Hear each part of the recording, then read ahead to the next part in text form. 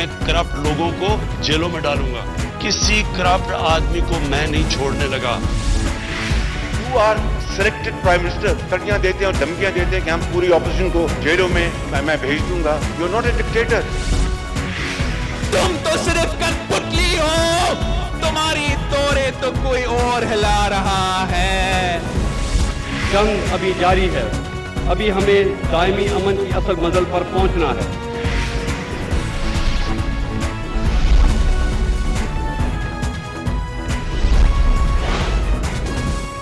आप देख रहे हैं खबरों, तबसरों और तज्जियात पर मबनी पाकिस्तान का सबसे मोतबर न्यूज शो दुनिया, कामरान खान के साथ। अस्सलाम वालेकुम, मैं हूं कामरान खान। कल लाहौर के हल्के NA 133 के ज़िमनी इलेक्शन में नून लीग ने तवक्कुह के मुताबिक अपनी नशिस्त बरकरार रखी, मगर मुकाबला नून लीग और पीपल्स पार्टी के दरमियान था, क्योंकि PTI ने एक हिकमत अमली के तहत बज़ाहिर ऐसे ही लगता है अपनी शिकस्त और गैर मकबूलियत को सामने रखते हुए इंतखाबात से एक अंदाज से किनारा कशी इख्तियार कर ली थी। ज़िमनी इंतखाब में नून लीग की उम्मीदवार शाइस्ता परवेज़ मलिक 46,811 वोट लेकर कामयाब हुई, मगर सबसे अहम नतीजा था चौधरी असलम गिल का, जिनका ताल्लुक़ पाकिस्तान पीपल्स पार्टी से है, और पाकिस्तान पीपल्स पार्टी ने लाहौर के सिलेक्शन में 32,313 वोट लिए, जो कि 2018 के इलेक्शन के बाद पंजाब में पाकिस्तान पीपल्स पार्टी की सबसे ज़्यादा मुतासिर कुन कारकर्दगी थी। इस तरह से वो दूसरे नंबर पर रही। 2013 के इंतखाबात में ये सिर्फ 5,500 वोट हासिल कर सकी थी, माफ़ कीजिएगा 2018 के इलेक्शन में। इस मरतबा पीपल्स पार्टी की बेहतर कारकर्दगी पर चेयरमैन बिलावल भुट्टो ने अपने ट्वीट में लिखा कि लाहौर में एक नई करवट ली है। नून लीग ने आम इंतखाबात के मुकाबले में 50% कम वोट हासिल किए।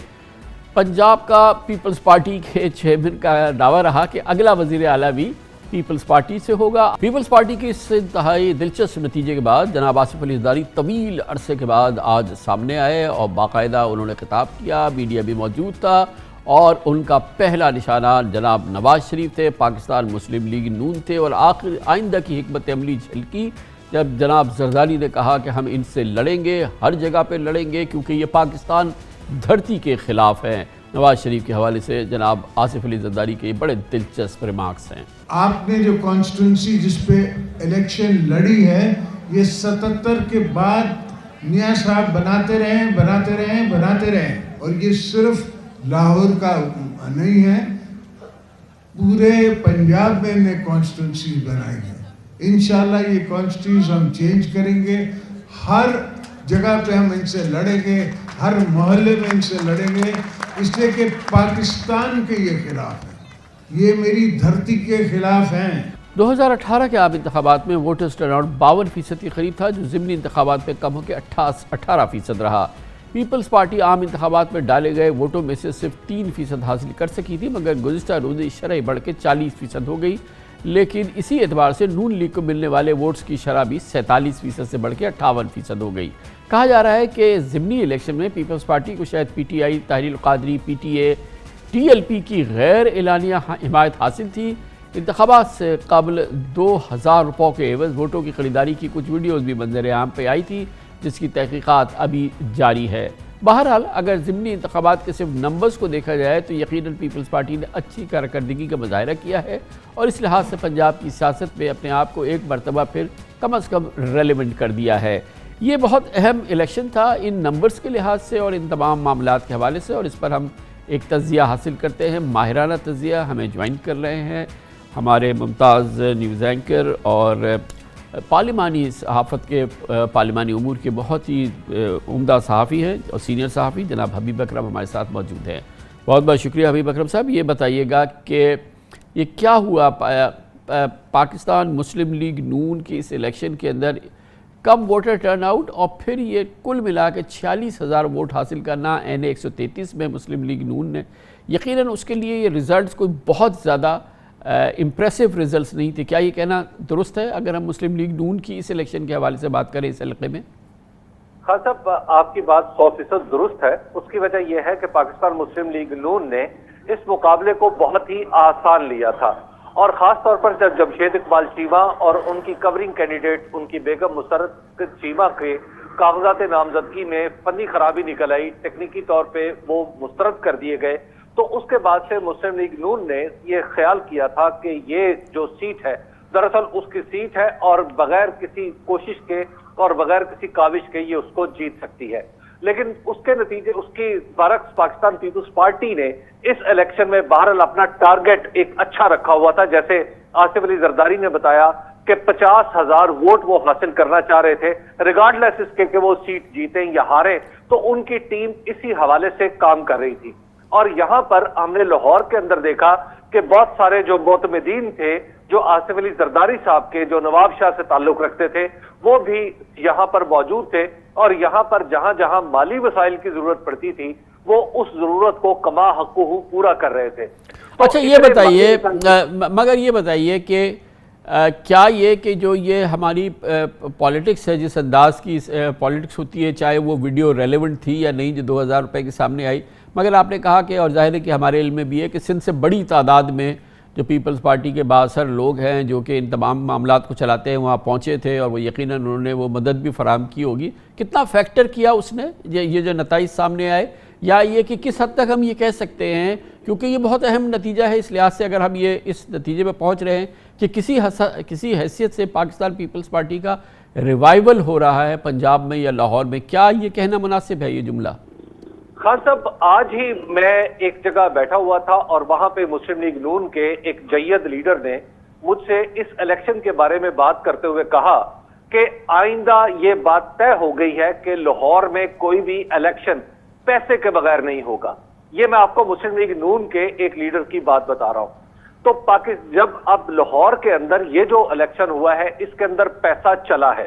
پیسہ ایسی بات نہیں ہے کہ پہلی بار پاکستان پیپلز پارٹی نے چلایا ہے, اس سے پہلے بھی 2015 میں 2018 میں 2015 کے بلدیاتی انتخابات میں میں نے اپنی آنکھوں سے دیکھا ہے کہ پنجاب کے اندر پیسہ کس طرح پانی کی طرح بہایا گیا. میں اس وقت بھی چلاتا رہا, 2018 میں بھی یہ شور مچایا اور آج ہمارے سامنے وہ ویڈیوز موجود ہیں کہ جن کی بنیاد پہ ہم کہہ سکتے ہیں کہ پیسہ چلا. اور پیسہ چلنے کے نتیجے میں جو آپ کے سامنے ریزلٹس ہیں وہ بھی ان یوزل آ گئے. ایسی بات نہیں ہے کہ پاکستان پیپلز پارٹی نے بہت بڑا کوئی پنجاب میں گین کر لیا ہے. اس کو ایک سب سے بڑا فائدہ یہ ہوا کہ پاکستان تحریک انصاف میدان چھوڑ کے یعنی عملی طور پہ اگر یہ کہیں کہ بھاگ نکلی تو غلط نہیں ہوگا. پاکستان تحریک انصاف کی عدم موجودگی اور اس کے بعد پیسے کا فیکٹر.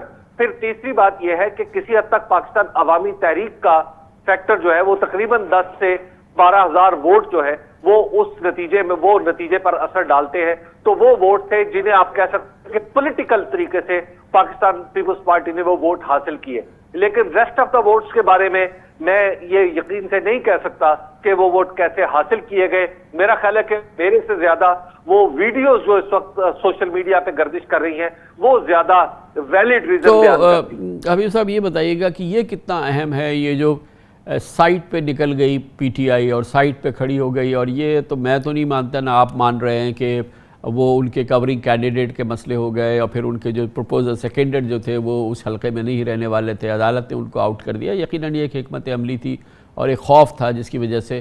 تو اس کی کیا اثرات ہوں گے اور یہ کتنے دور رس اثرات ہوں گے اس ٹرینڈ کے, اس سوچ کے جو کہ اس کٹھن مرحلے میں جو پی ٹی آئی کی مقبولیت کا دور ہے اس میں چیز سامنے آ رہی ہے؟ خان صاحب آپ دیکھیے کہ یہ کٹھن مرحلہ صرف ایسا نہیں ہے کہ پاکستان تحریک انصاف ایک سیاسی جماعت ہے. پاکستان تحریک انصاف وہ سیاسی جماعت ہے جس کی وفاق میں اور پنجاب میں حکومت ہے, اور پنجاب کے دارالحکومت میں اگر ایک الیکشن سے یہ تاثر پیدا ہو کہ پاکستان تحریک انصاف الیکشن سے بھاگ رہی ہے تو آپ اندازہ کر سکتے ہیں کہ اس کے اثرات کتنے آگے تک جائیں گے.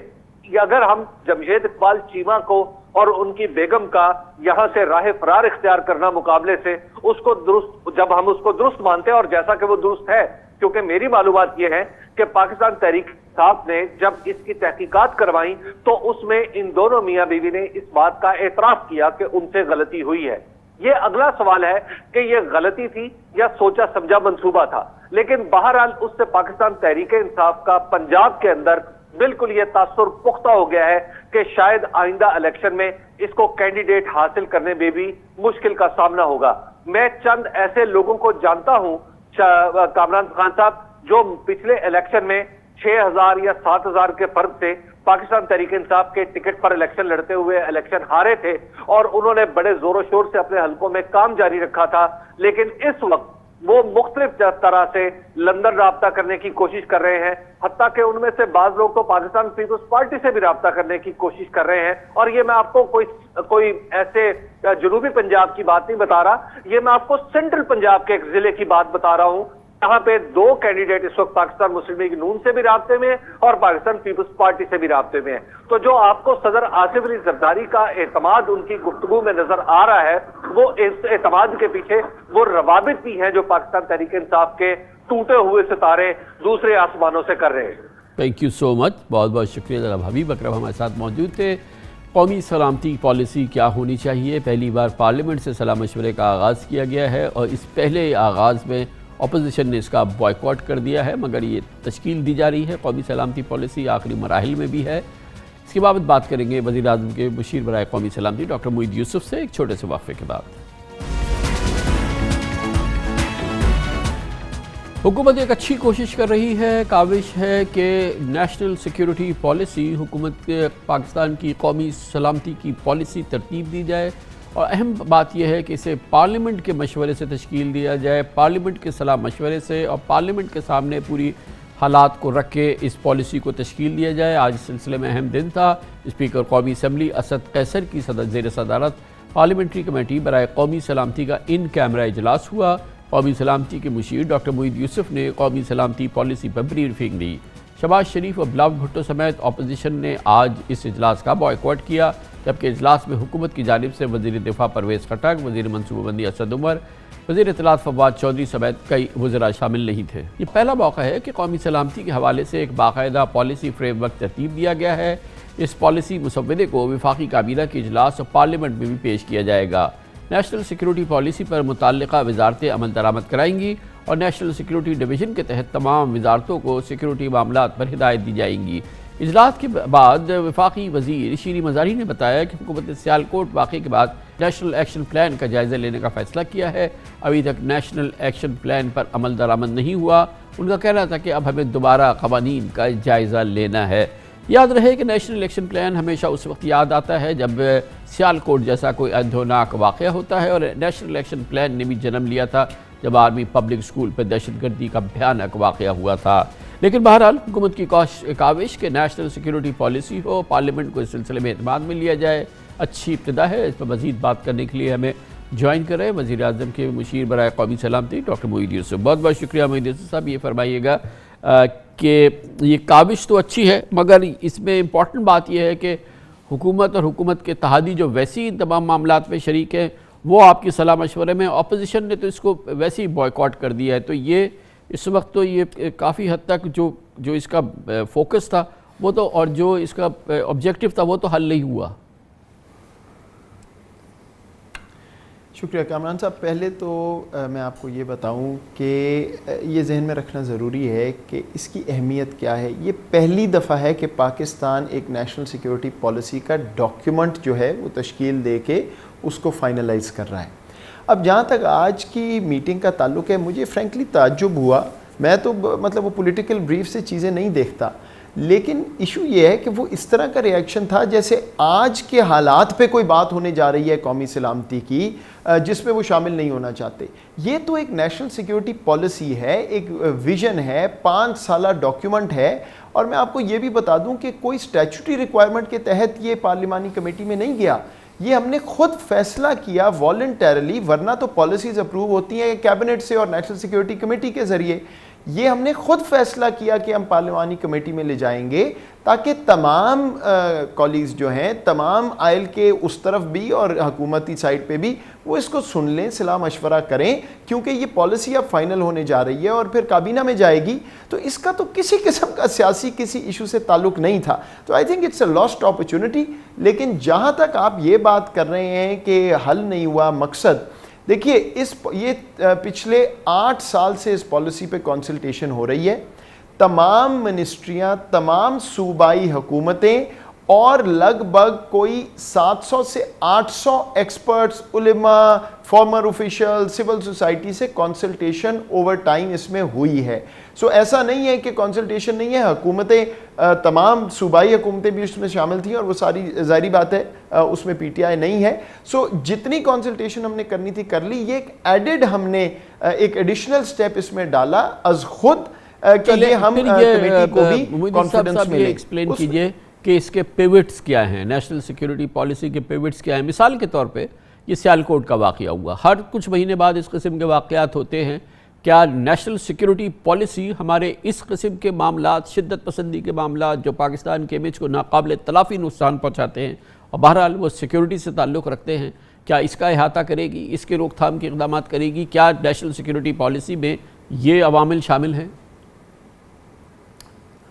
دیکھیے کامران صاحب، یہ جو نیشنل سیکیورٹی پالیسی کسی بھی ملک کی، یہ ایک امبریلا ڈاکیومنٹ ہوتا ہے، ایک چھتری کی مانند ہوتی ہے. یہ ڈائریکشن اور گائیڈنس دیتی ہے تو بالکل اس کا احاطہ کرے گی، لیکن یہ پالیسی اسپیسیفک اسٹریٹجیز آپ کو نہیں بتاتی ہے. اس کا مقصد یہ ہوتا ہے کہ ایک ڈائریکشن آپ کو واضح ہو جائے کہ قومی سلامتی سے پاکستان کی کیا مراد ہے اور اب پاکستان کس سمت میں جانا چاہتا ہے. آپ سنتے رہے ہیں geo economics, economic security, human welfare and human security. اب اسی میں اسی کو آگے بڑھاتا ہوں. محدث صاحب یہ بتائیے گا کہ اگر پاکستان اس سمت میں آگے جا رہا ہے کہ جہاں پر اپنی طور پہ الزامات گڑھ کے یا بنا کے یا اپنے طور پہ پرسیو کر کے لوگوں کو زندہ جلا دیا جائے، کابینہ کے وزیروں کو مار دیا جائے، اس طرح کے واقعات ہر کچھ عرصے کے بعد ہوتے رہے، تو کیا ہمیں جو آپ نے جو اسٹریٹجی دینی ہے، جو سمت دینی ہے، اس کو تو اس نے ایڈجسٹ کرنا ہوگا نا؟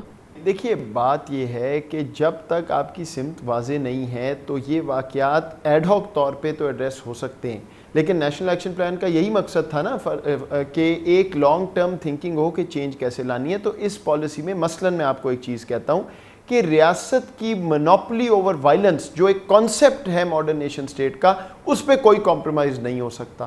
اگر آپ نے ریکنسائل کرنا ہے تو وائلنٹ ایکٹر نہیں، آپ کو ان سے جو ریکنسائل کرنے کو تیار ہیں، ڈی ریڈیکلائز ہونے کو تیار ہیں، لیکن ریاست کی منوپلی اوور وائلنس اگر بار بار چیلنج ہوگی تو کمزوری ہوتی چلی جائے گی. یہ بالکل سمت اس میں واضح ہے. اس پالیسی کے نیچے وہ فریم ورک بنیں گے جس سے یہ ایکشنز منسٹریاں، صوبے جن کا جو کام ہے وہ کریں گے، اور اس کا ایک رپورٹنگ میکنزم بھی ہوگا تاکہ یہ پتہ چلتا جائے کہ کہاں چیزیں بہتر ہو گئی، کہاں امپلیمنٹ ہو رہی ہیں، کہاں کمزوریاں ہیں. اب جو یہ ہماری نیشنل سیکیورٹی پالیسی جس کا اتنا طویل عمل رہا ہے اور اب یہ پارلیمنٹ میں بھی پیش کر دی گئی، اس کے پیوٹس کیا ہیں یہ ہمیں بتائیے کہ کیا کن ستونوں پہ کھڑی ہوگی یہ، اور ظاہر ہے کہ اب ہم اپنے خطے کے اور پھر خارجہ امور کے حوالے سے اس کا تعین کریں.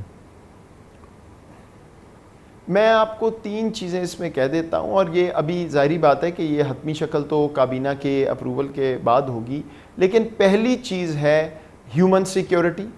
اور نیشنل سیکیورٹی کا الٹیمیٹ کانسیپٹ کیا ڈیفائن آپ نے کرنا ہے کہ جو آپ کا سب سے زیادہ ولنریبل سٹیزن ہے اس کی سیفٹی اور سیکیورٹی انشور کرنی ہے. تو ایک تو ہیومن سیکیورٹی تھرو ویلفیئر، جو کہ بار بار بات کی جاتی، وزیر اعظم صاحب بھی کرتے ہیں. سیکنڈ، اکنامک سیکیورٹی جو ہے وہ کور ایلیمنٹ قومی سلامتی کا ہوگا. گوئنگ فارورڈ اگر آپ کی اکنامک سیکیورٹی نہیں ہوگی تو پھر آپ کی ملٹری سیکیورٹی کے لیے بھی ریسورسز نہیں ہوں گے اور ہیومن سیکیورٹی کے لیے بھی نہیں ہوں گے. اور تیسرا ہے پاکستان کے اندر اور پاکستان کے خطے میں جو ہمارے کنٹرول میں ہے، پیس، یعنی امن کی شکل ڈھونڈنی ہے، جہاں پہ تنازع ہے اس کو کم کرنا ہے اور پیس کی طرف جانا ہے. تو 3 کریٹیکل ایلیمنٹس ہیں: ہیومن سیکیورٹی جو آپ کا سٹیزن ہے، اکنامک سیکیورٹی کور پہ وہ نہیں ہوگی تو آپ کے پاس وسائل نہیں ہوں گے اور آپ باقی چیزیں نہیں کر سکتے، اور تیسرا peace at home and peace abroad. خارجہ پالیسی جو کہ یقیناً قومی سلامتی سے جڑی ہوئی، اور یہ 3 جو آپ نے پیوٹ بتائے اس سے منسلک ہیں، اس کے پیوٹس بتائیے کیا ہے ہمارے خارجہ امور، ہماری خارجہ پالیسی کے.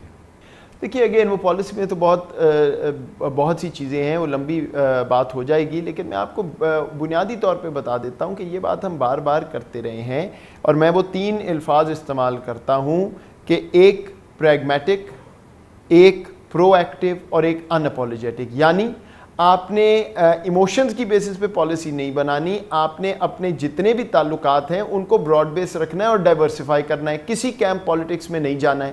اس کے علاوہ آپ نے جو بات کرنی ہے وہ پرو ایکٹیو پالیسی، یعنی انتظار نہیں کرنا کسی چیز کے ہونے کا. یہ بڑی تنقید بھی رہتی ہے، شاید تھوڑی انفیئر بھی ہے، اور پرو ایکٹیولی آپ نے اپروچ کرنا ہے. اور تیسری بات جو کی عنصر ہے فارن پالیسی کا بھی، جو اوور آل وہی ہے پیس ایٹ ہوم، پیس ابراڈ. تو پیس ابراڈ والا پارٹ سارا جو ہے وہ فارن پالیسی. تو ڈاکٹر صاحب یہ بتائیے گا کہ ہم خارجہ پالیسی کے حوالے سے کچھ نئی جہتیں بھی دیکھ رہے ہیں. مثال کے طور پہ وسطی ایشیائی ریاستوں کے ساتھ ہم نے اپنا ایکسس دیکھا ہے پچھلے چند مہینوں میں، پچھلے چند سالوں میں بڑا امپورٹنٹ ہے.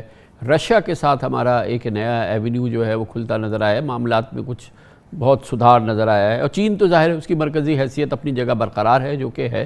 تو اس کو تھوڑا سا ڈائلیٹ کریں، کچھ اس کو فردر ایکسپلین کریں. جی دیکھیے، ہمارے لیے جب ہم جیو اکنامکس کی بات کرتے ہیں تو ہم کیا کہتے ہیں کہ اللہ تعالیٰ نے ہمیں ایک ایسی امپورٹنٹ لوکیشن دی ہے. ایک طرف وسطی ایشیا، جنوبی ایشیا، ہم کراس روڈز پہ ہیں، لیکن آج تک انفارچونیٹلی اس لوکیشن نے ہمیں گلوبل وارز ہی دی ہیں، جنگیں ہی آئی ہیں اور اس کا نقصان کسی حد تک ہوا ہے. اب جب آپ جیو اکنامکس پہ جاتے ہیں تو آپ کنیکٹیوٹی ہب بننا چاہتے ہیں. آپ چاہتے ہیں کہ وہ جو دنیا کے راستے آ کے ملتے ہیں وہ آپ کے تھرو ملیں. جب آپ یہ بات کریں گے تو اس میں تمام ملک آپ کے لیے امپورٹنٹ ہے. مڈل ایسٹ، ویسٹ ایشیا کو آپ کی ضرورت ہے.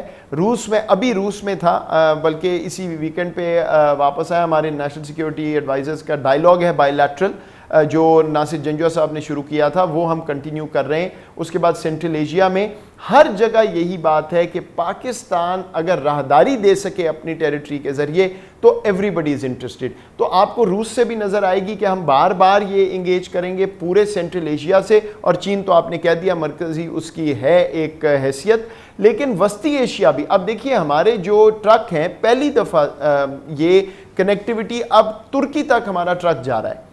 اور اس میں کامرس منسٹری کو بھی بہت خراج تحسین پیش کرتا ہوں. انہوں نے بہت سا کام کیا ہے، فارن آفس نے کیا ہے.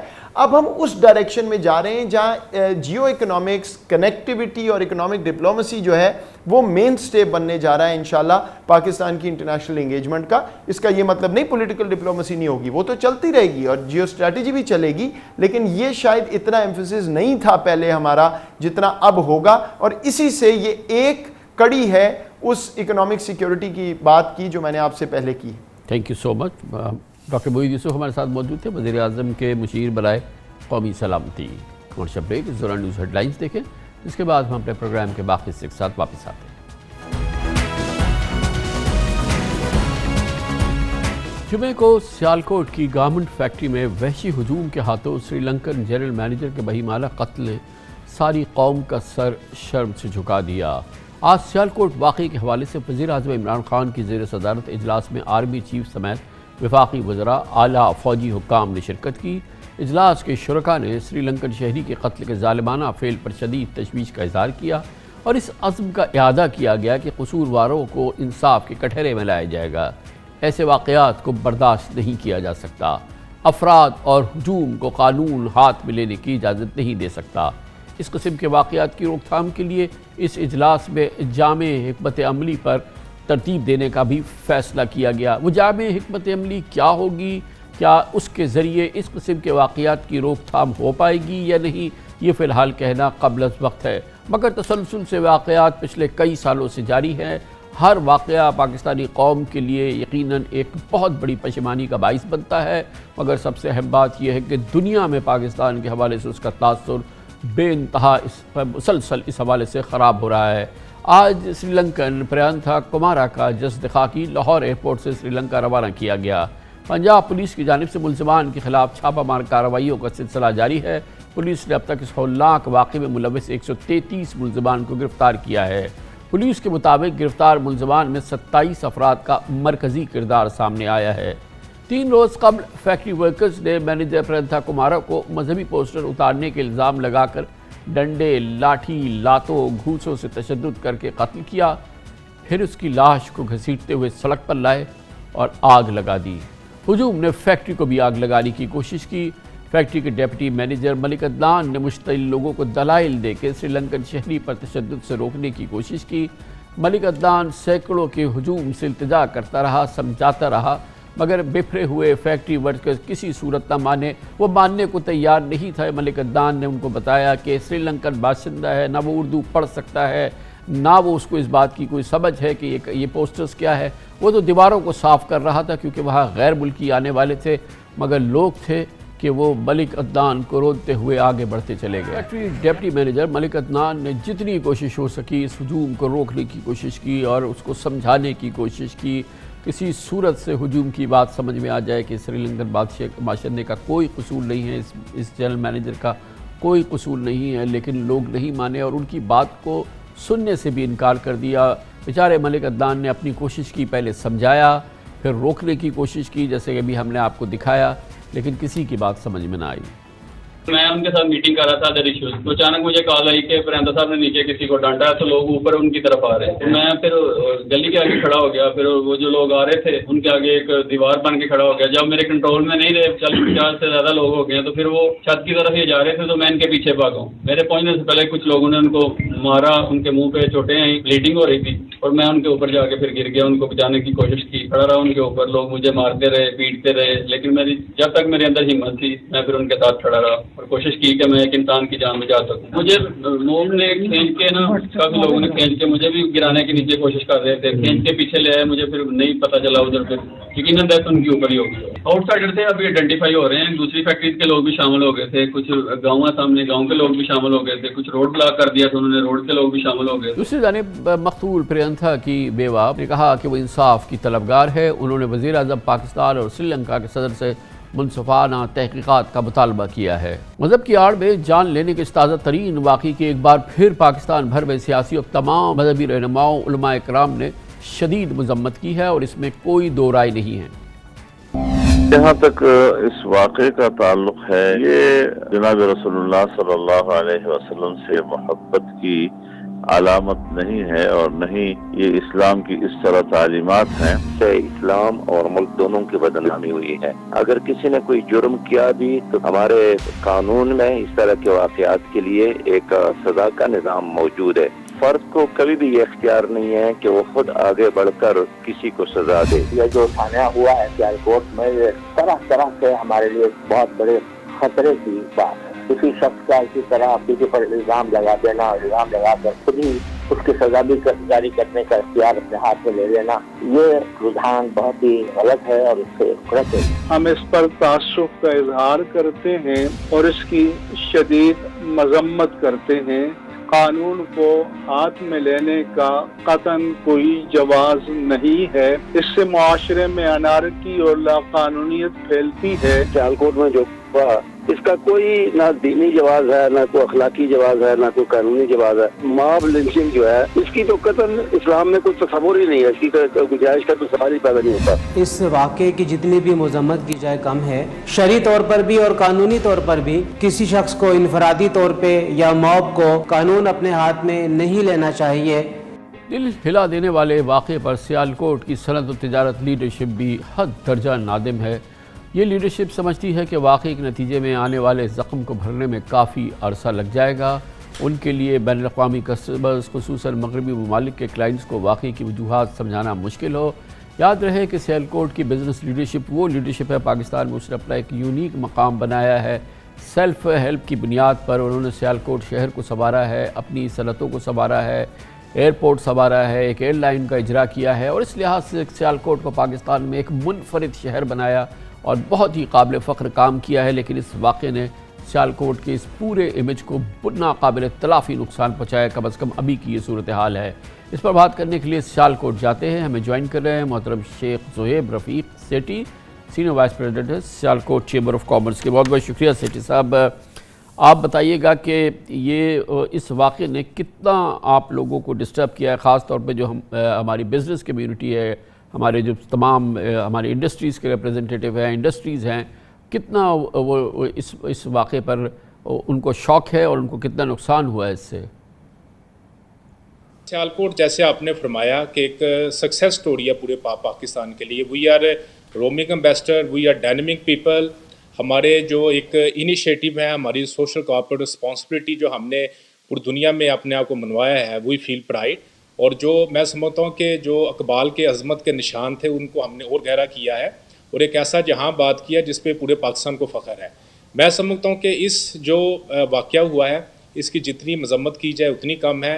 ہم اس کو پوری بزنس کمیونٹی کنڈیم کرتی ہے. یہ ایک ڈارک ڈے تھا ہماری سیالکوٹ بزنس ہسٹری میں, جو ایسا واقعہ کبھی بھی نہیں ہوا اس سے پہلے. اور میں سمجھتا ہوں کہ ہماری پوری بزنس کمیونٹی, ہم سمجھتے ہیں کہ یہ ایک چند گروپ تھے, ایک آئسولیٹڈ گروپ تھا جس نے یہ حرکت کی. اب یہ جو کہ سیالکوٹ بزنس کمیونٹی کو بالکل ریپرزینٹ نہیں کرتے, اور ہمارے جتنے بائرز ہیں انٹرنیشنلی وہ چیز کو سمجھتے ہیں. تو سیٹھی صاحب یہ بتائیے گا کہ یہ کیا ہوا کہ یہ جو نظام تھا جو کہ پرینتھا کمارا کو جس نے اس موقع پہ رسپونڈ کرنا تھا, جس نے ان کو پروٹیکٹ کرنا تھا, کیونکہ یہ فیکٹری کے پریمیسز کے اندر یہ واقعہ ہو رہا تھا, تو فیکٹری کے سسٹمز جو تھے وہ کیوں ایکشن میں نہیں آئے؟ کیونکہ ہمیں بتایا گیا ہے کہ 18-20 گارڈز تھے وہاں پر, وہ بھی سامنے نہیں آئے. فیکٹری کا اپنا نظام کیوں نہیں سامنے آیا اس واقعے کو پریمپٹ کر کے, یا یہ کہ اس کو سمجھانے میں؟ جی بالکل ایسا ہے. دیکھیں ماشاءاللہ مور دین 150 انٹرنیشنل برانڈ سیالکوٹ میں کام کر رہے ہیں, اور ہماری جتنی فیکٹریز ہیں سوشل کارپوریٹ رسپانسبلٹی, جتنے بھی ورکر کے جو رولز ریگولیشن ہیں اس کے مطابق کام کرتے ہیں, اور جو انٹرنیشنل جو یہاں پہ فارنرز کام کرنے کو پراپر سیکورٹی دی جاتی ہے. مگر اس صورت میں ایک مس انڈرسٹینڈنگ کریٹ کی گئی تھی ایک موب کی شکل میں, جب لوگوں نے, کیونکہ فیکٹری میں جو بات ہوئی تھی یہ معاملہ سیٹل ہو گیا تھا, مگر کچھ جو آؤٹ سائڈر تھے جنہوں نے آ کے اس میں بعد میں اس میں مزاحمت کی, انہوں نے انٹرفیئر کیا, جس کی وجہ سے یہ بات بگڑی. ادروائز کوئی ایسا واقعہ نہیں تھا, کیونکہ یہ تمام سینسیبل لوگ ہیں ماشاءاللہ, بزنس کمیونٹی ایک سمجھدار لوگ ہیں, اور یہ ہر معاملے کو سلجھانے کی صلاحیت رکھتے ہیں. اور میں سمجھتا ہوں کہ اس پہ ہمارے یہ ندامت ہے, یہ ایک بڑا ڈیزاسٹر ہے ہماری سٹی کے لیے, اور ہمیں اب چاہیے کہ ہم ریوائول آف انڈسٹری کی طرف جائیں, کیونکہ ماشاءاللہ سری لنکا جو ہمارا ایک لانگ لاسٹنگ فرینڈ ہے, ہمارا دیرانہ دوست ہے, اور ہم نے Sialkot chamber of commerce industry میں ایک کنڈیمشن ہم نے سیشن بھی کیا جس میں تمام جو انڈسٹری کے لیڈران تھے, تاکہ ہم نے فیوچر میں اسلامی اصولوں کے مطابق ان تمام جو واقعات ہیں اس کا ہم نے کیسے تدارک کرنا ہے. تو یہ بتائیے گا کہ کیا پریکٹیکل سٹیپس ہیں جو آپ کی اب انڈسٹری لے گی, جو آپ لوگ مل رہے ہیں, کیونکہ یہ بیانات تو اپنی جگہ ہیں, یہ ساری گفتگو میں سن رہا ہوں, لیکن یہ بتائیں کہ اس بات کو انشور کیسے کریں گے کہ آئندہ اس قسم کے واقعات نہ ہوں, اور اس سے کیا سبق سیکھیں, پریکٹیکل سبق کیا سیکھیں آپ لوگوں نے؟ بالکل جی, دیکھیں میں سمجھتا ہوں کہ اسٹیٹ کا تو جو تھا قانون تو موجود تھا. پہلی بات ہے کہ کسی بھی انڈیویجول کو اسٹیٹ کے قانون کے ہونے کے باوجود ایسے قانون اپنے ہاتھ میں نہیں لینا چاہیے تھا, اور اس میں انشاءاللہ ہم ایک ایسا میکانزم بٹھائیں گے, بیٹھ کے ہم ایسی پالیسیز بنائیں گے کہ فیوچر میں ایسا کچھ نہ ہو, اور ہم جو فارنرز کی پروٹیکشن ہے, ورکر کی پروٹیکشن ہے, ایک پراپر سیکورٹی, ایک پراپر مینجمنٹ کا ایک میکانزم بنائیں گے کہ ایسا واقعہ دوبارہ نہ, اگر ہوتا بھی ہے تو جو اس کا کیا سسٹم ہونا چاہیے. تو ہمیں امید ہے کہ جو یہ ہمارے لیے ایک بڑی ایک الارمنگ سچویشن ہے, ایک اس میں ہمیں اس سے سیکھنے کی ضرورت ہے کہ ایسا واقعہ جو آج سے پہلے کبھی نہیں ہوا تھا اگر ہو گیا تو ہم نے اس کو کیسے ان فیوچر اس کو ہم نے کنٹرول کرنا ہے, کہ rural regulation are there, international جو سسٹم ہے, انٹرنیشنل جو گائیڈ لائن ہے وہ بھی ہے کہ ہم نے کس طرح اس کو کنٹرول کرنا ہے. انشاءاللہ انہی گائیڈ لائن کی روشنی میں ہم ان تمام معاملات کو ایک پراپر اچھے میکانزم اور ایک اچھے فیوچرسٹک اپروچ کے تھا ان معاملات کو ہم فیوچر میں حل کریں گے. بہت بہت شکریہ, بہت شکریہ. ہمارے ساتھ موجود ہے سیالکوٹ چیمبر آف کامرس سے سینئر نائب صدر شیخ زہیب رفیق سیٹھی. خبر شبریک اس کے بعد ذکر کریں گے کہ مہا NRO دیا جا رہا ہے سندھ میں, جہاں پر تمام وہ غیر قانونی عمارتیں, ٹوٹل ایسی عمارتیں جس میں کسی قسم کی کوئی قانونی چیز سامنے نہیں رکھی گئی, کھرب پتی کرپ مافیا نے وہ بنوائی. اب ان تمام عمارتوں کو, اس کے پیچھے جو تمام یہ رشوت ستانی ہوئی ہے, اس کو ایک NRO کی شکل میں ایک آرڈیننس جاری کر دیا گیا ہے. اس پر بات کرتے ہیں ایک چھوٹے سے وقفے کے بعد. ایک مہا NRO کا سما ہے جو کہ سندھ میں دیا جا رہا ہے, خاص طور پہ کراچی شہر میں یہ مہا NRO آئے گا, جس میں کھربوں روپے کی کرپشن کو ریگولرائز کرنے کا پلان ہے. حکومت سندھ اس سلسلے میں اقدامات کر چکی ہے.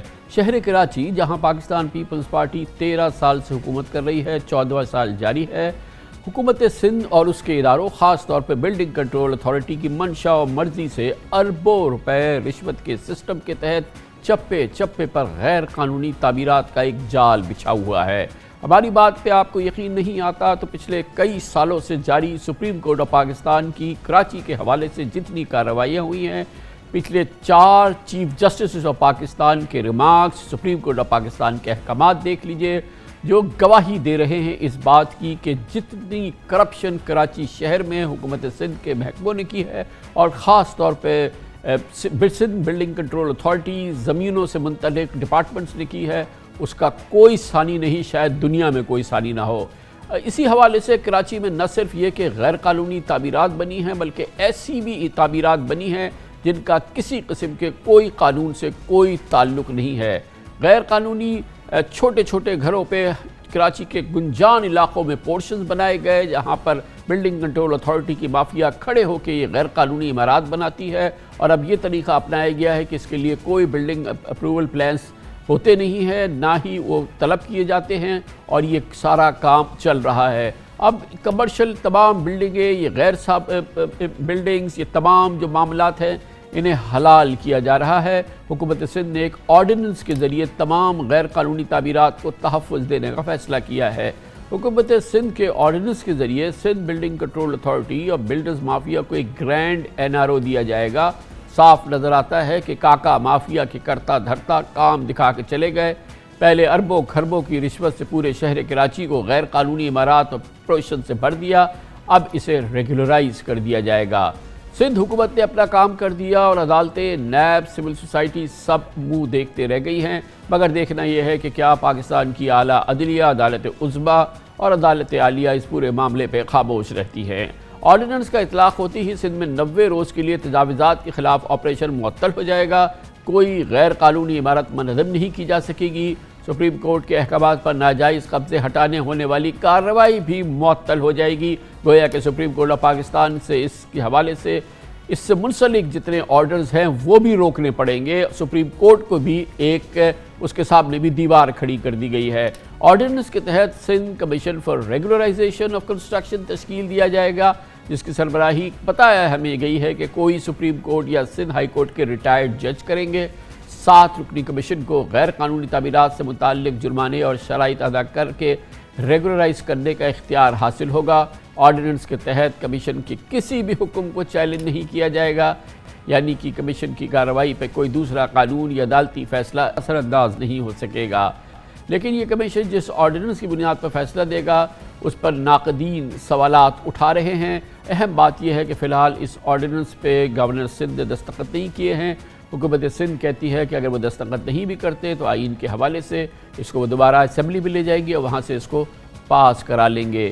اس آرڈیننس میں ارریگولر کنسٹرکشن کی تعریف کو ہی مبہم رکھا گیا ہے، کیونکہ جب تک یہ نہیں معلوم ہوگا تو پھر پتہ نہیں چلے گا کہ اس کو کیسے ریگولرائز کیا جائے گا۔ چوٹی کے ماہرین آئین قانون اس آرڈیننس کے حوالے سے جو ان کے تاثرات ہیں، جو ان کی آبزرویشن ہیں، جو اس میں سنگین معاملات ہیں جو کہ جن کی کہ تشریح موجود نہیں ہے، ہم اس کا احاطہ کرتے ہیں۔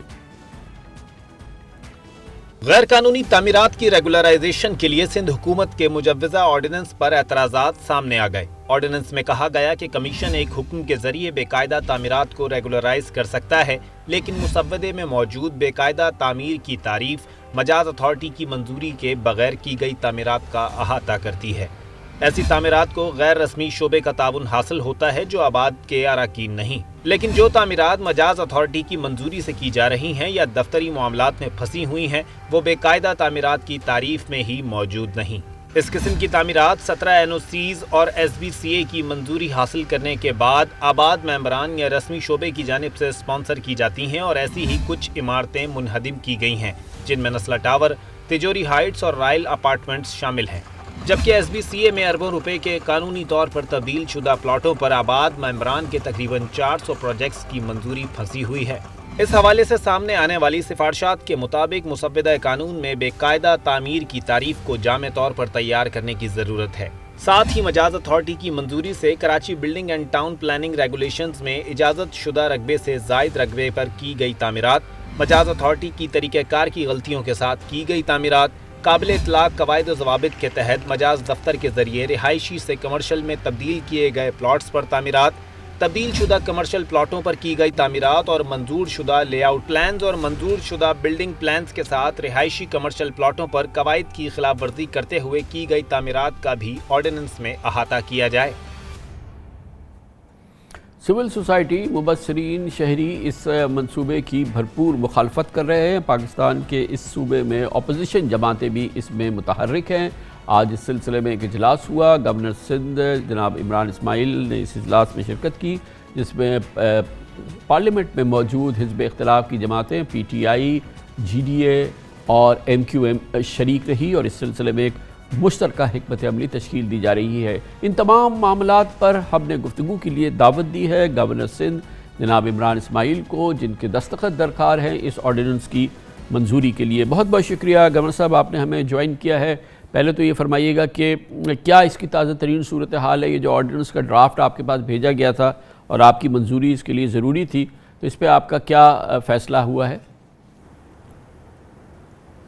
कामरान भाई, आज तमाम, जैसे आपने बताया कि तमाम जमातें के लोग मेरे पास आए थे जो पार्लियामेंट के मेंबर हैं, और उन्होंने अपने तहफ़्फ़ुज़ात हमें उसमें बताए मुझे, और वो चाह ये रहे थे कि मैं उनके तहफ़्फ़ुज़ात को मलूज़ ख़ातिर रखूँ और उसी के ऊपर मैं ऑर्डिनेंस को ऊपर जो कमेंट्स मैंने लिखने हैं वो मैं लिख के उन्हें वापस भेजूँ, जिसमें से काफ़ी चीज़ें आप खुद भी बता दी हैं अपने शो के अंदर, और मैं थोड़ा सा उसको एलैबोरेट भी करना चाहूँगा कि इसमें एक तो कोई तारीख़ नहीं दी गई कि किस तारीख तक वो, यानी आज या तो कट ऑफ डेट लगा लें कि आज से पहले जो हुआ सो हुआ, उसको हम रेगुलराइज़ करेंगे, आज के बाद हम नाले अलॉट नहीं करेंगे, आज के बाद हम सड़कें अलॉट नहीं करेंगे और किसी सूरत रेगुलराइज नहीं होंगी। अगर ऐसा होगा तो करार वाकई सज़ा उन लोगों को जिन्होंने की है और जिन्होंने करवाई है उन्हें दी जाएगी। ऐसी कोई चीज़ के अंदर मौजूद नहीं है।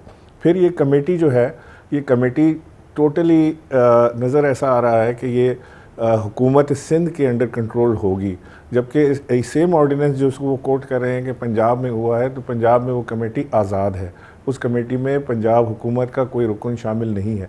उसमें वो आर्किटेक्ट शामिल हैं जो टाउन प्लानिंग को जानते हैं, उसके अंदर वो लोग शामिल हैं जो सिटी प्लानिंग को जानते हैं।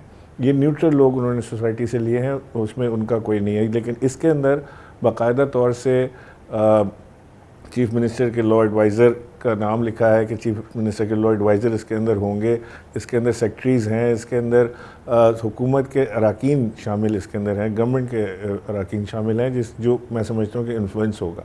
दूसरी चीज़ कि इसके अंदर कोई पेनल्टी मुख्तस नहीं की गई कि क्या पेनल्टी लगाएंगे, यानी हमें ये नहीं पता कि अगर दो बिल्डिंगें हैं, एक मिस्टर ए और मिस्टर बी की, तो क्या ये कमेटी मिस्टर ए के ऊपर 100 रुपये जुर्माना और मिस्टर बी के ऊपर 1 करोड़ रुपये जुर्माना लगाने की मजाज है फ़िलहाल जो इसमें नज़र आ रहा है, तो जिससे मैं समझता हूँ कि करप्शन में भी इजाफा होगा और अनसर्टेनिटी भी इसके अंदर बढ़ेगी।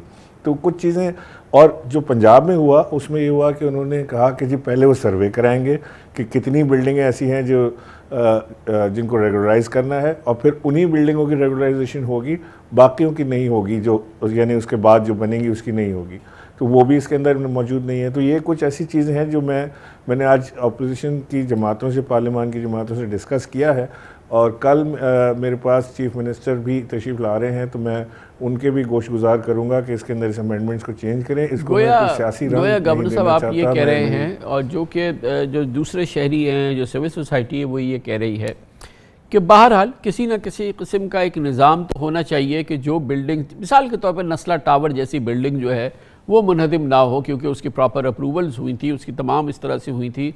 इसी तरह से रॉयल अपार्टमेंट्स की जो थी वो बिल्कुल प्रॉपर अप्रूवल हुई थी, प्रॉपर तमाम चीज़ें हुई थी।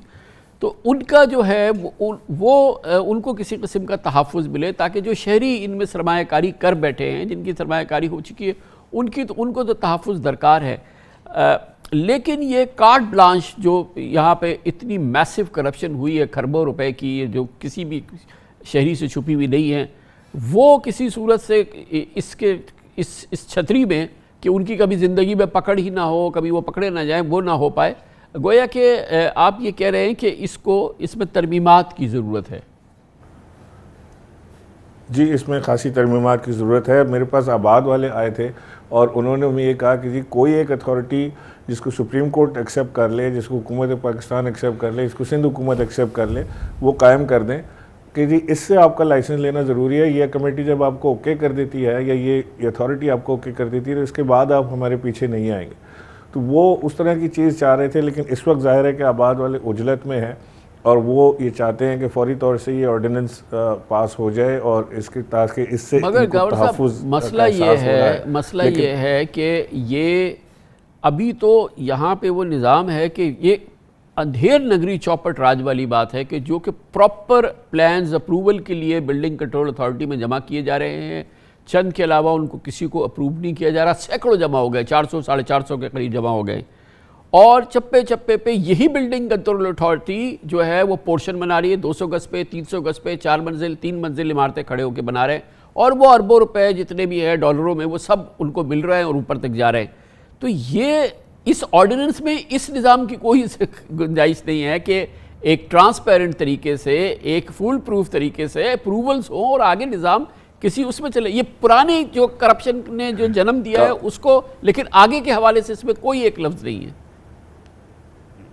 نہیں کامران بھائی, اس میں آگے جو آنے والی کرپشن ہے اس کو مجھے ایسا لگتا ہے کہ اس آرڈیننس کے تحت اس کو پروٹیکشن مل جائے گی. پرابلم یہ ہے کہ آپ اگر لائن نہیں کھینچ رہے ہیں, آپ یہاں پہ کوئی ڈیزائن نہیں کر رہے ہیں, کوئی پینلٹی مختص نہیں کر رہے ہیں, تو یہ تو ایک اور سلسلہ شروع ہو جائے گا کہ جس کو مرضی پینلائز کریں, جس کو مرضی فری میں چھوڑ دیں, جس کو مرضی کروڑوں روپے کی پینلٹی لگا دیں. تو یہ تو مناسب چیز نہیں ہے. اس سے میں سمجھتا ہوں کہ ہمارے جو بلڈرز ہیں آباد والے یا دوسرے, ان کو مزید ایک اور پرابلم کا سامنا ہوگا. وہ کہتے ہیں نا ایک دریا کے پار اترا تو پھر ایک سمندر کا سامنا تھا مجھے, تو وہ تو یہ مسئلے میں پڑ جائیں گے. میں یہ سمجھتا ہوں کہ میری خواہش ہے کہ میں کل کوشش کروں گا کہ چیف منسٹر صاحب کو ان فکرات سے آگاہ کروں, اور میں انہیں یہ سمجھانے کی باور کرانے کی کوشش کروں گا کہ اس میں یہ امینڈمنٹس اس لیے ضروری ہیں کہ ہم کم سے کم فیوچر کی جو ہماری آنے والی بلڈنگز ہیں یا اس کے اندر جو کرپشن کے خدشات ہیں انہیں تو ایڈریس کر لیں کسی طرح.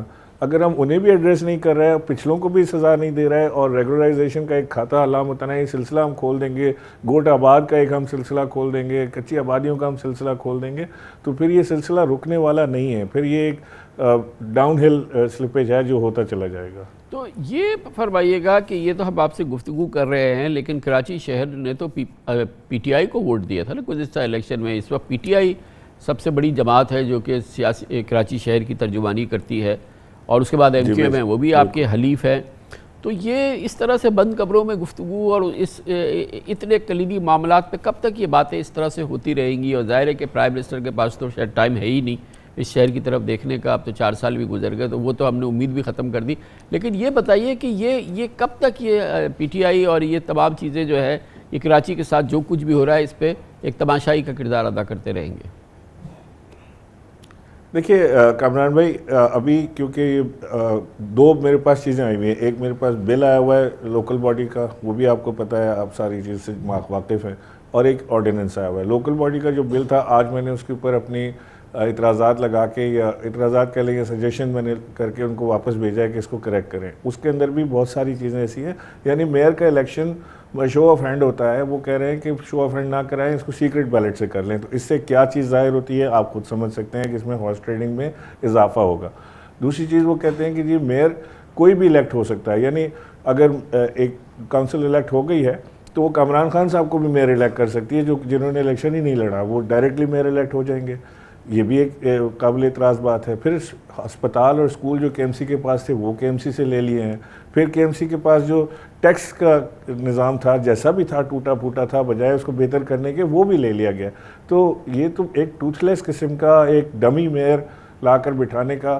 اور پھر اس کے اندر ایک شک ہے جو بڑی انٹرسٹنگ ہے, وہ یہ ہے کہ بائی نوٹیفیکیشن وہ اس کے اندر کوئی تبدیلی کر سکتے ہیں, اس کو ختم کر سکتے ہیں, اس کو چینج کر سکتے ہیں. تو یہ ساری جو ہم ابھی بحث کر رہے ہیں یہ ساری اسی ایک شک میں بیکار ہو جاتی ہے کہ جب جو مرضی ہوگی وہ اس کو چینج کر دیں گے. تو میں نے یہ ان چیزوں کو پوائنٹ آؤٹ کیا ہے, ہائی لائٹ کر کے. آج میں نے اس کو واپس بھیجا ہے کیونکہ آج اس کی لاسٹ ڈیٹ تھی. اس کے اوپر بڑی ڈیو ڈیلیبریشن کرنے کے بعد ہم نے آج اسے واپس بھیجا ہے کہ اسے ریکنسیڈر کریں, اس کو اسمبلی میں لے جائیں, اس پہ بحث کریں اور اس کو ریکنسیڈر کریں. آئی ہوپ کہ بیٹر سینس ول پریویل. تو میں پھر یہ سوال پوچھتا ہوں کہ پھر آپ نے تو بھیج دیا, مگر آپ تو اس شہر کے ترجمان ہیں, آپ سے مطلب پی ٹی آئی, اور آپ کو تو حق جو یہ دیا ہے ریپریزنٹیشن اس شہر نے, تو یہ تو آپ نے تو اپنی آبزرویشنز کر کے بھیج دی یہ، اور آپ نے بڑا مینشن کیا یہ لوکل گورنمنٹ کا جو نیا قانون سامنے آ گیا ہے، اس نے تو تباہی پھیر دی ہے نا. اس میں تو اب کچھ بچا ہی نہیں. شہر میں شہری حقوق اور شہری حکمرانی اور شہری حکومت کا تو تاثر ہی ختم کر دیا ہے. ایک پریزیڈنشل نظام آ گیا ہے جس میں کہ براہ راست اگر میئر منتخب ہو سکتا ہے تو کل صدر پاکستان بھی ہو سکتا ہے، تو اس میں کیا ہے؟ پھر تو صدارتی نظام آ جائے پورے ملک میں، پھر کیا ضرورت ہے اس پارلیمانی جمہوریت کی. لیکن پھر بھی میں جاننا چاہوں گا کہ یہ پی ٹی آئی پھر کیا کرے گی اس سلسلے میں؟ آپ نے تو اپنی آبزرویشن بھیج دی. دیکھیں کامران بھائی، یہ ان کا پولیٹیکل ڈیسیجن ہوگا کہ وہ اس کے بعد اگر یہ نہیں ہوتا ہے اور اسی طرح بات چلتی ہے تو وہ کیا، اگر وہ اس کو موومنٹ چلانے کے لیے اس پہ روڈ پہ آنا چاہتے ہیں، وہ یا کورٹ میں لیگل بیٹل لڑنا چاہتے ہیں، وہ ان کی اپنی ایما پر ہوگا.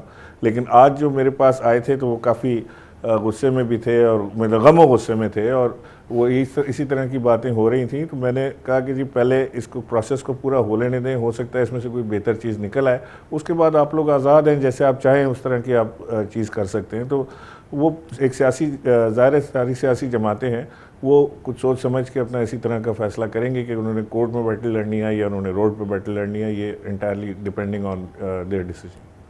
Thank you so much. بہت بہت شکریہ جناب عمران اسماعیل. گورنر سندھ ہمارے ساتھ موجود تھے. بڑے کلیدی معاملات ہیں.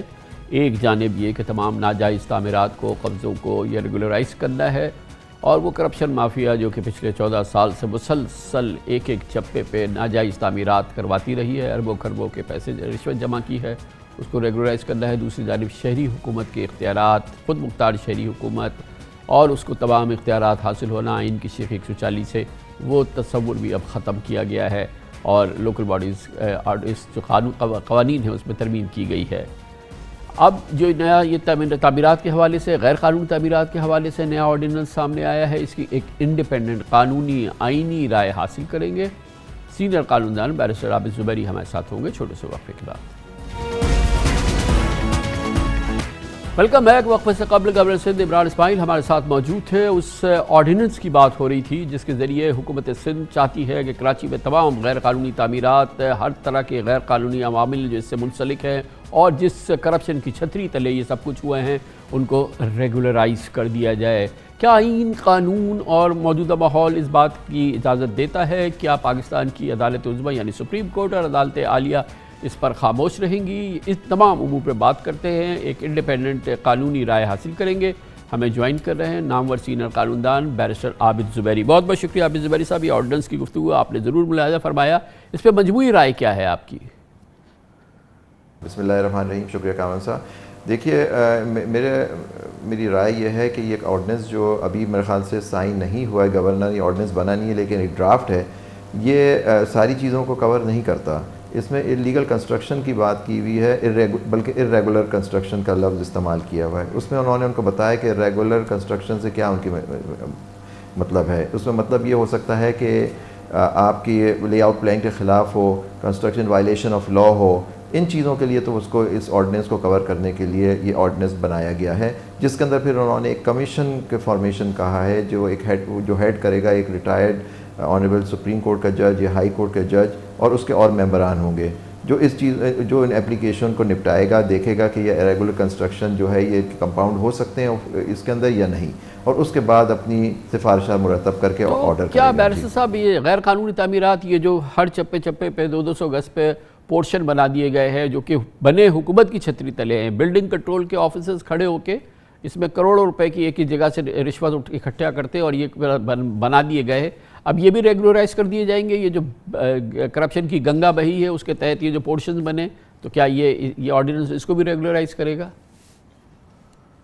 جی میرے حساب سے اس میں بہت ساری چیزیں کور ہو رہی ہیں اس لحاظ سے کہ جس کی جہاں ارریگولر کنسٹرکشن ہے تو اس میں آپ جیسے آپ نے فرمایا کہ کچھ اس کے حصے بن جاتے ہیں لیگل، اس کے اوپر بھی وہ کور کریں گے، لیکن اس کا دائرہ اختیار اس کمیشن کا جو ایک بنے گا اس آرڈیننس کے تحت وہ یہ ہوگا، وہ دیکھے کہ یہ ریگولر کنسٹرکشن کیا اس کو ریگولرائز کیا جا سکتا ہے یا نہیں.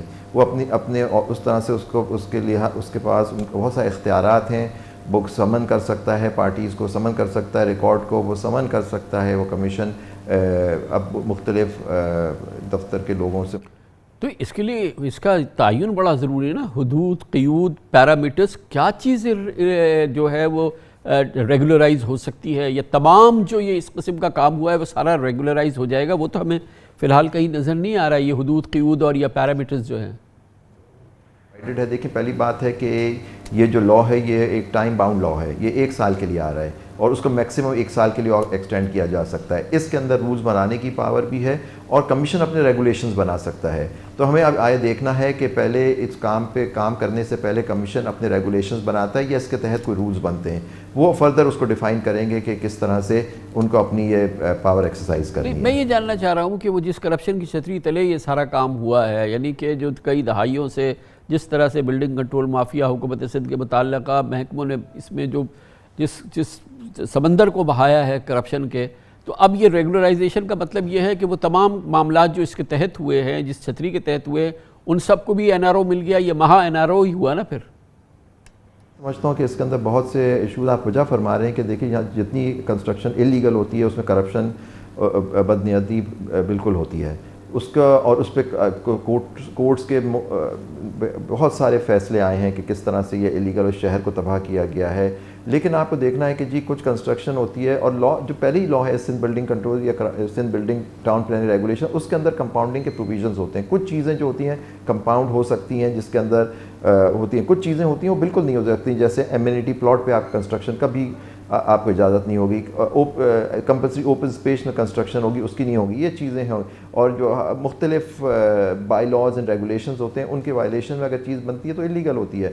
تو لیکن اس میں دیکھیے جو چیز دیکھنے کی ہے کہ یہ مطلب کہ یہ اس کو ریگولرائز ایز سچ نہیں کر رہا، ایک کمیشن بنا رہا ہے جو ہیڈ کرے گا ایک ریٹائرڈ سپریم کورٹ اور ہائی کورٹ کا جج، وہ بیٹھ کے اس کو دیکھیں گے کہ کیا یہ ارریگولر کنسٹرکشن جو ڈیفائنڈ ہے وہ اس کے اندر وہ ریگولرائز ہو سکتی ہے یا نہیں۔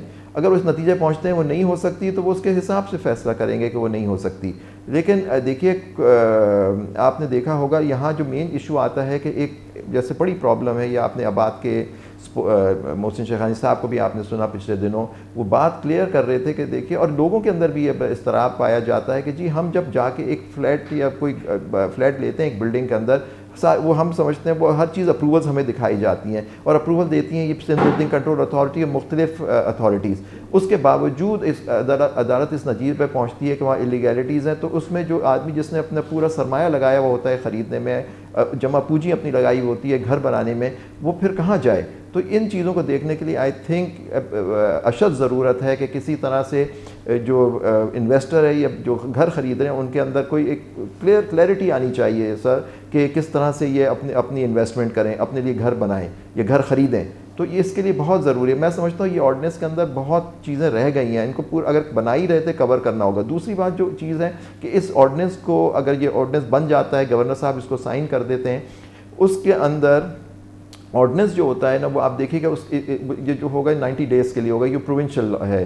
اس کے بعد کہ آیا یہ ایکٹ آف اسمبلی بنتا ہے یا نہیں بنتا، یہ بھی دیکھنا ہوگا، اور یہ کتنے دن رہتا ہے، 60 دن کے اندر کمیشن کا مگر ایک خوف یہ بھی ہے نا جو ہم کئی لوگوں سے بات کر رہے ہیں جب اس قسم کی چیزیں سامنے آتی ہیں کہ اس ریگولرائزیشن اس کمیشن کے تحت ایک کرپشن کا نیا بازار نہ کھل جائے۔ دیکھیں کامران صاحب، اگر یہ پاور کمیشن کے بجائے گورنمنٹ کو دے دی جاتی کہ وہ ریگولرائز دیکھیں گے تو آپ کرپشن کی بات کر سکتے ہیں، لیکن جہاں ایک ریٹائرڈ جج آف دا ہائی کورٹ اور سپریم کورٹ بیٹھ کے دیکھے گا، اس کمیشن کو ہیڈ کرے گا، اس کے اندر ممبران ہیں اور مختلف، تو میں نہیں سمجھتا کہ کب جب وہ دیکھیں گے کہ اس کے اندر کیا ریگولرائزیشن ہو سکتی ہے نہیں، تو میں سمجھتا ہوں کہ یہ اس طرح کہنا کہ یہ کرپشن اس کو فردر جنم دے گی کرپشن، یہ آرڈیننس میں نہیں سمجھتا کہ تو ویسے ایک بات بتائیے کہ ساری یہ ایفرٹ ہو جائے، یہ تو پرانی جو کرپشن ہوئی ہے اس کو ریگولرائز کرے گی، اس کو چھتری دے گی، اس کو ریگولرائز کرے گی، وہ سارے غیر قانونی کام کرے گی، آئندہ یہ نظام نہ چلے، یہ بلڈنگ کنٹرول اتھارٹی میں جو منصوبے جاتے ہیں اپروول کے لیے بغیر پیسے دیے وہ منظور ہو جائے، اور یہ 400 450 جو منصوبے پڑے ہوئے ہیں اس قسم کی جو رکاوٹیں سامنے نہ آئیں، ملک میں تعمیرات ہو، شہر میں ہمارے تعمیرات ہو، زبردست طریقے سے کام چلے، شفاف طریقے سے کام چلے، کیا یہ ممکن ہے کہ آئندہ یہ رشوت ستانی کا بازار گرم نہ ہو، غیر قانونی عمارتوں کی اجازت نہ دی جائے؟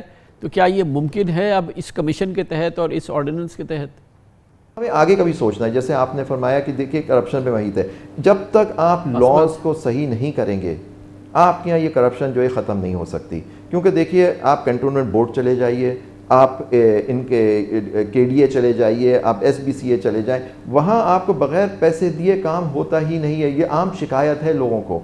اس کو کس طرح سے اس کا ازالہ کیا جائے, اس پہ سختی کرنے کی ضرورت ہے. لاز کو اس طرح سے بنانا چاہیے تاکہ عام آدمی جا کے جو, اور یا دوسری چیز جو سب سے امپورٹنٹ کہ میں ایک انویسٹر ہوں, میں جا کے کوئی چیز خریدتا ہوں, مجھے معلوم ہو کہ جو میں چیز خرید رہا ہوں وہ جائز ہے, ساری اپروولز ہیں, سارے وہ پلاٹ جو ہے وہ اللیگل نہیں ہے, وہ پلاٹ کا سائز صحیح ہے. یہ ساری چیزیں اتھارٹیز کے اندر یہ پروف ہونا چاہیے. کوئی اس طرح کی چیز ہو جہاں سے یہ سرٹیفائی ہو کہ جو آپ جس چیز میں انویسٹ کرنے جائیے وہ according to approved building plan, approved, ساری اپروولز کمپیٹنٹ اتھارٹیز نے دی ہوئی ہیں یا نہیں دی ہوئی, تاکہ بعد میں یہ نہ ہو کہ جی اس میں یہ لکونس تھے اور جو آدمی پیسے لگا رہا ہے اس کی جو ساری سرمایہ سب ڈوب جائے اور گھر سے بے گھر ہو جائے. بہت بہت شکریہ, بہت شکریہ جناب بیرسٹر عابد زبیری ہمارے ساتھ موجود تھے. اس کے ساتھ ہی ہمارے آج کے پروگرام کا اختتام ہوتا ہے.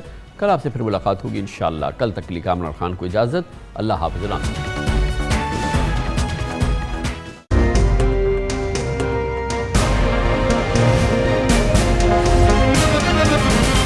دنیا خبر کی دنیا